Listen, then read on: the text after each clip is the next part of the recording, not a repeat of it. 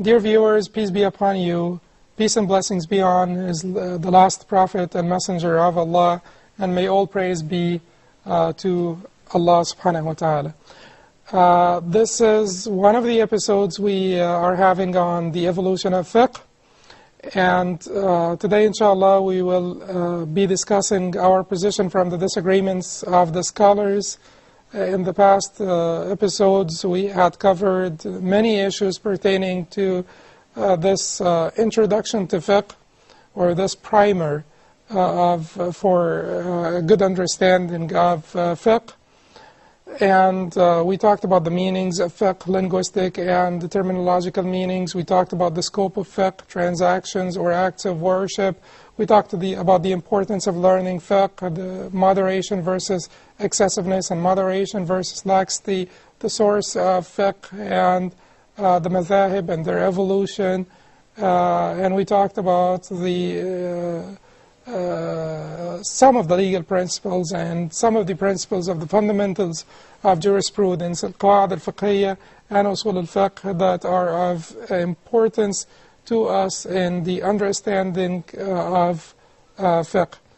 We also talked about the disagreements of the scholars, and we said that the disagreements of the Muslim scholars is a sign of health, a sign of intellectual freedom, is an indication that the Muslims did not practice intellectual oppression. They did not have an oppressive hierarchy which reserved the right to give religious edicts, which monopolized that right at any point of time. Even the Khulafa al-Rashidun, the righteous Khalifas, the rightly guided Khalifas, did not monopolize this right for themselves. And then we talked about the reasons of the disagreements, and the last episode we were talking about our position from the disagreements. We said that some people may say we should always follow the stricter opinion. Others may say we should follow the easier opinion. Some people may say we should follow the opinion of the majority. We should follow the opinion of the scholar who's more pious. We should follow the opinion of the scholar who is more knowledgeable. We should follow the opinion that's more supported by the evidence, or we can pick and choose. Certainly, if we pick and choose, then it will not be a religion anymore. It will be a religion that we are making ourselves. It will be a religion that we are making ourselves. There will be a point where we can pick, but I will tell you when. To follow the opinion, the stricter opinion, we had talked about some evidence used by each one of these groups of people to substantiate their position. Why we should follow the opinion of the majority or the stricter or the easier. But we said that the proofs they used are not sufficient to prove their point. And the most likely, or the opinion that I believe to be most correct, is that you should, first of all, ask only scholars, knowledgeable people, and trustworthy scholars. And you should try to find the most scholarly and most pious that you can reach to. It certainly is not always attainable or possible for everyone in every place to find, the greatest of the scholars of the time. Yet you should aspire, try your best. In the past they used to travel to ask about one particular issue, one mas'ala, one particular matter. They used to travel. Al-Khatib al-Baghdadi, in his book Al-Faqih wal-Mutafaqqih, the jurist and the student of jurisprudence, he said that if a person does not find a scholar in his neighborhood to answer his question, he needs to travel, to go to a different place to find an answer to his question. So you just can't ask anyone to give you any answer so that you can say, well, I have it. No, this is incorrect. And this is, this is an indication on our lack of piety. If we do this, this is an indication on lack of piety. The disagreements of the scholars serve a very important wisdom and purpose. It's a different test. at a different level, a test by Allah subhanahu wa ta'ala. Allah wants to test us to see if we are truly impartial, if we are truly seeking His pleasure, if our target, our goal, our objective is our own convenience and comfort or the pleasure of Allah subhanahu wa ta'ala. Some things, halal and haram, that are clear in the Quran or the Sunnah of the Prophet sallallahu alaihi wasallam, they test us. They are certainly tests, but many people pass this test easily. Many of the righteous people pass the test easily. But Allah subhanahu wa ta'ala wants to discriminate between the more righteous and the most righteous. Allah subhanahu wa ta'ala wants to give another test, another finer test, to test the impartiality of the people and their eagerness to seek the pleasure of Allah subhanahu wa ta'ala. And He tests them by this particular one, which is the disagreements of the scholars. Someone who wants his own convenience and his own comfort will pick and choose, or will not try hard to find the right answer. Someone who's eager to follow the pleasure of Allah is like a sick person who wants to look for medicine, or who wants to look for a physician to treat him. Is he going to just go to any physician, just find anyone, walk down the street and find any clinic or any office, medical office, and walk into it? If he is keen to get the right treatment, if his disease is serious and he understands the seriousness of his disease and he wants to get better, he will look. He will look for a good physician. He will look for a trustworthy physician. He will look for a physician that is considered by the rest of the physicians to be one who is trustworthy and one who's clever in his particular profession. The same applies to someone who's asking a question about the deen. He should be looking for the person who will give him the right answer. What is the right answer? The right answer is the answer that is most pleasing to Allah. The right answer is the answer that is most consistent with the Book of Allah and the Sunnah of the Prophet ﷺ. So to start with, you will ask someone who's knowledgeable and trustworthy. You trust their knowledge and you trust their piety. Now, if they disagreed, then your next point will be not to pick and choose yet. Not to pick and choose yet. Suppose you went to two different doctors, and one told you you need to have surgery next week. One told you, no, you should not have any surgery. If you have a surgery, you will get very sick. And the first one who talked to you about the surgery, he said, if you do not have the surgery, you'll get very sick. What are you going to do? Are you going to just pick and choose? No, you're not going to pick and choose. You'll try to find out which one of them is correct. What you can do is you can ask a third person and try to look for cues, try to look for signs or indications that will make you comfortable that this opinion or the other opinion is the more correct opinion. Some scholars said if you ask a third person and the third person agrees with one of them, then that's 2-to-1, and that means probably you would go for the opinion of the two. Not necessarily, not all the time, and not necessarily. But asking a third one will benefit you in your search for answers, will benefit you in your search for answers. But eventually, you will have to exert your effort. Every one of us does have some mental capacity. So you should use your mental capacity to the maximum in trying to figure out which one of these two scholars gave you the more correct opinion. The same thing that you do when two different doctors tell you two different opinions. You should have the surgery, you should not have the surgery.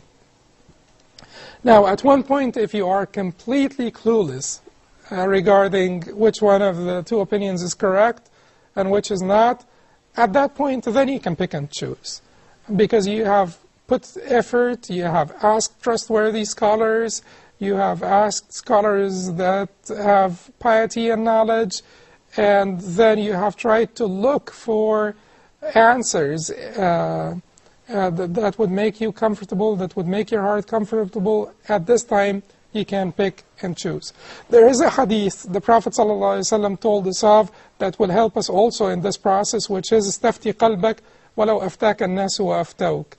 Ask your heart, no matter how much the people answered you, or given you answers, or given you religious edicts or fatwas. Ask your heart. البر ما اطمأنت له النفس واطمأن له القلب.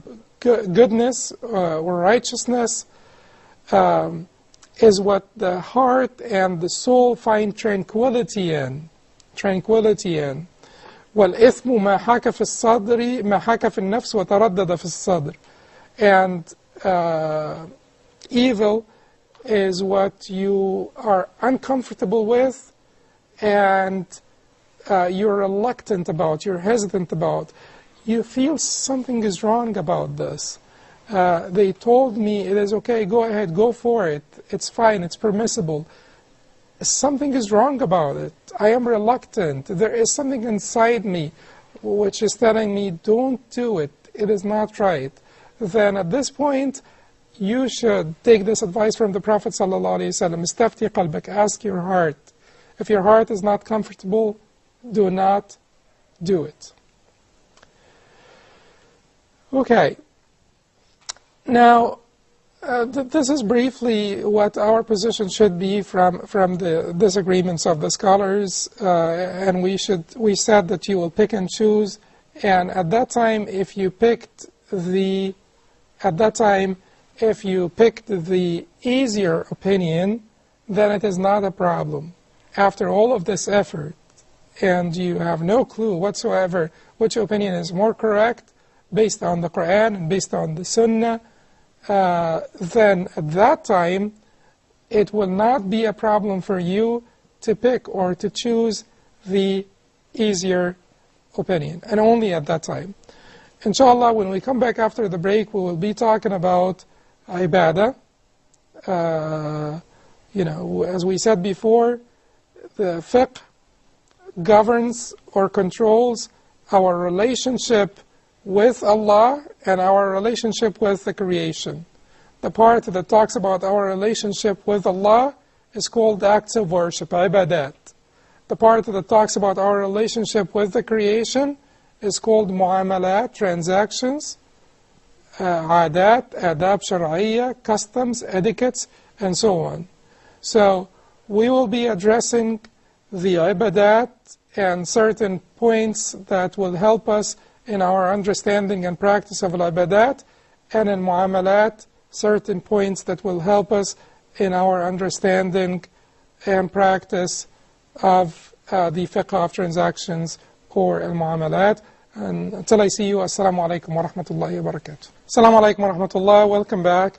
Before the break, we were talking about the disagreements of the scholars and what should our position be from these disagreements. And we said that we will be given some pointers about the understanding of the two main categories of fiqh or parts of fiqh.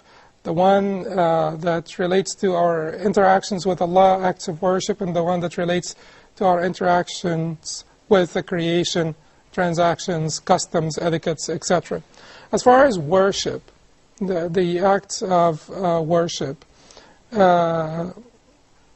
it is important to know that worship in Islam is comprehensive. It's not only the acts of worship. There is the general meaning of worship in Islam, to do the things that Allah is pleased with. To do the things that Allah is pleased with. That does not only apply to the so-called acts of worship that you find in the beginning of the fiqh books, because worship is more comprehensive than this. But it has been the habit or the custom to call these pure acts of worship the acts of worship. But we will see how worship is very comprehensive in Islam. What does worship mean? Worship means, from a certain angle, it means all the actions, statements, and leaves or abstinences that Allah likes or Allah is pleased with. Everything you do that Allah likes, everything you would say that Allah likes, everything you leave, you abstain from, and Allah likes this abstinence, all of this is called worship, ibadah. From a different angle, worship is a condition. These are the manifestations of it. Worship is a condition in which you have a combination of feelings that you can only have for one being, which is Allah. A combination of feelings.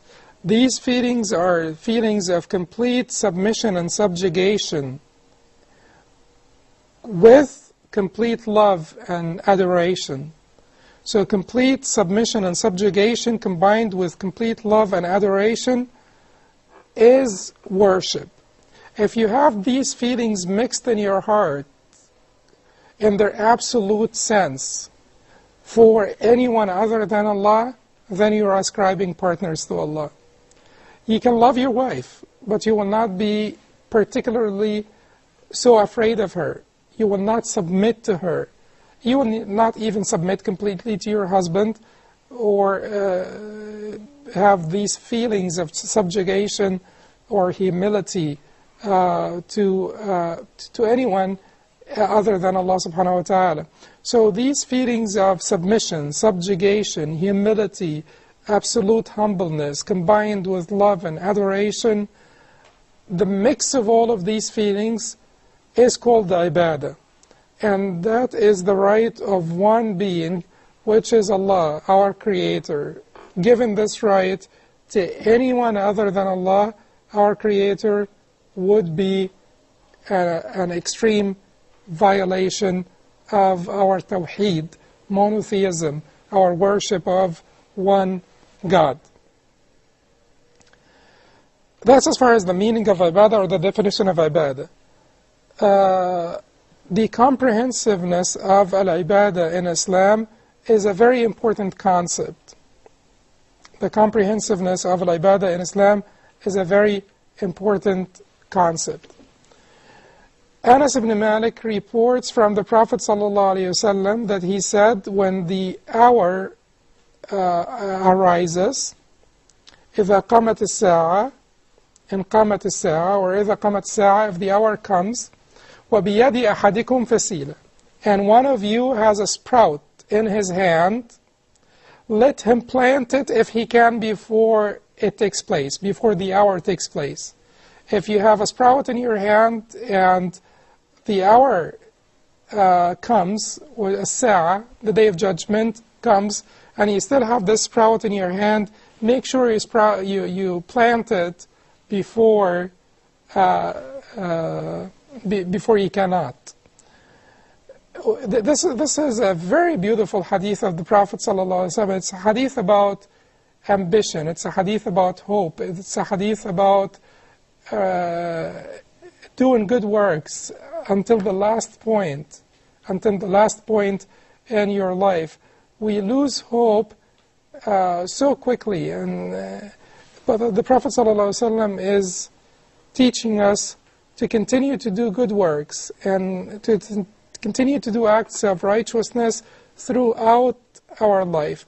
And at the same time, he's also given us this very comprehensive meaning of ibadah, the very different outlook on ibadah. So ibadah is not only to pray and fast, even though praying and fasting are, the cornerstones of Islam. They come right after Shahada, but it is not only about praying and fasting.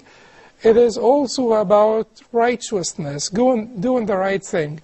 Part of it is that Allah subhanahu wa ta'ala created us, Allah placed us in this planet to work and to prosper and to make others prosper and to strengthen our ummah and so on and so forth.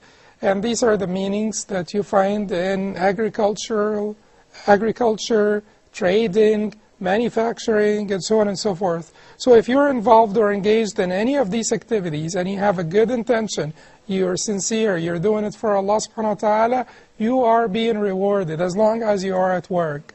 Now the confusion that sometimes takes place is that people say, al-amal ibad, work is worship. Yes, al-amal ibad, that's true.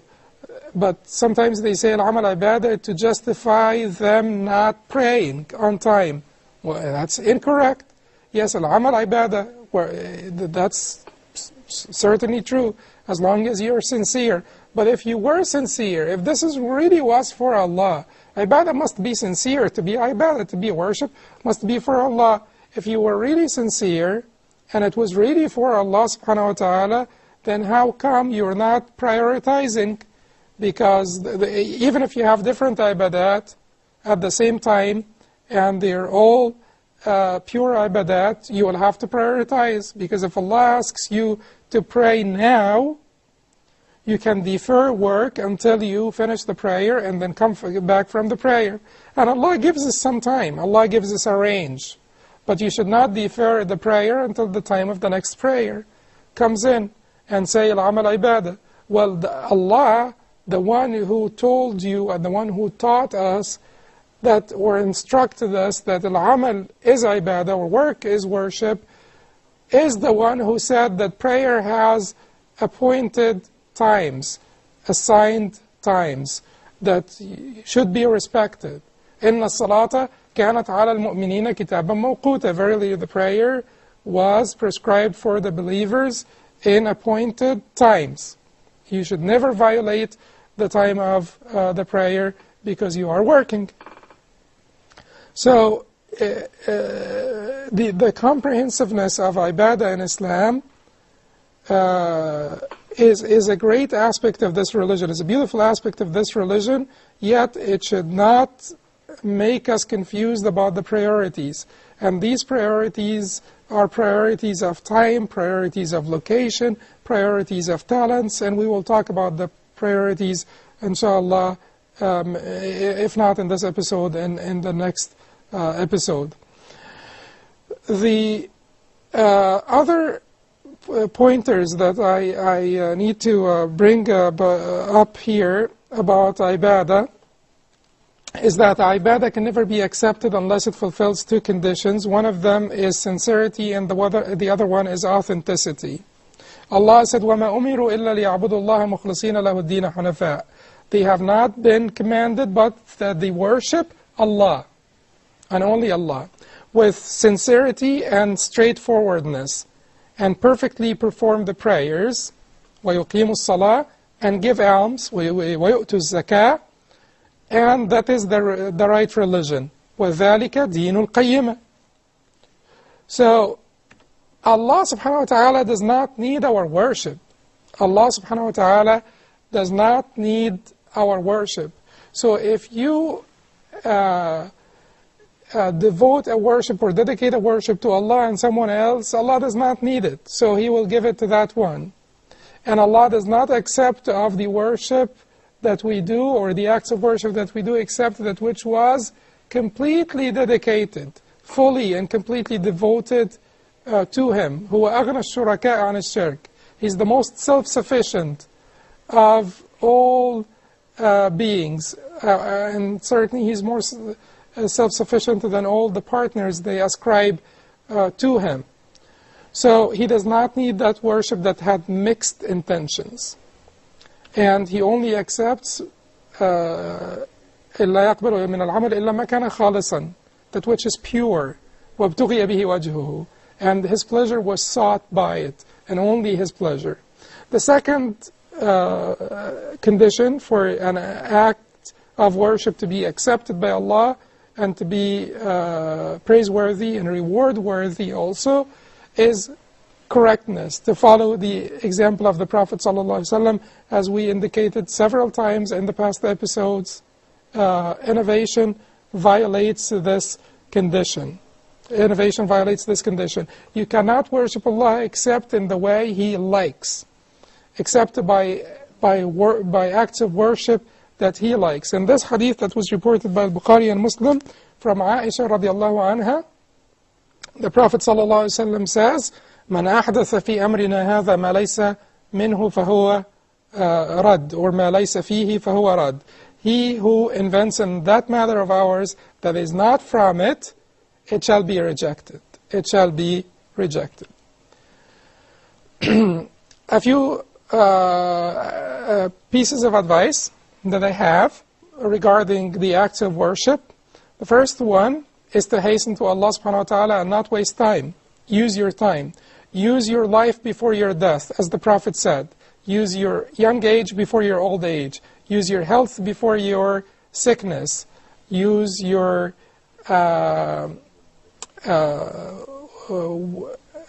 wealth before you become poor.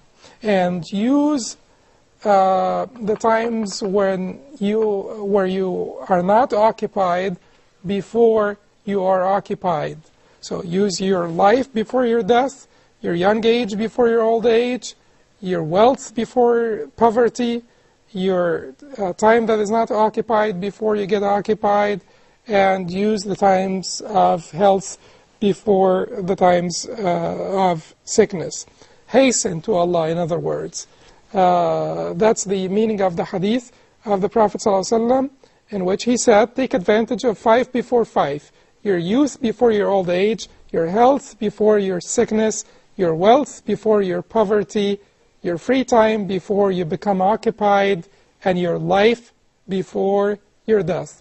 Allah subhanahu wa ta'ala also tells us, وَسَارِعُوا إِلَى مَغْفِرَةٍ مِّن رَبِّكُمْ وَجَنَّةٍ عَرْضُهَا السَّمَاوَاتُ وَالْأَرْضُ وَعِدَّةٍ لِلْمُتَّقِينَ. And hasten to forgiveness from your Lord and a Jannah, paradise, heaven, that is as vast as the heavens and the earth. It was prepared and made for the ones who are pious. So hasten to Allah and don't waste time. Be very careful from I will, I shall, tomorrow, after tomorrow. There may be no time until tomorrow. You do not know when our life will end, or when you will become occupied or lose the capacity or ability to enjoy the worship of Allah subhanahu wa ta'ala and His service.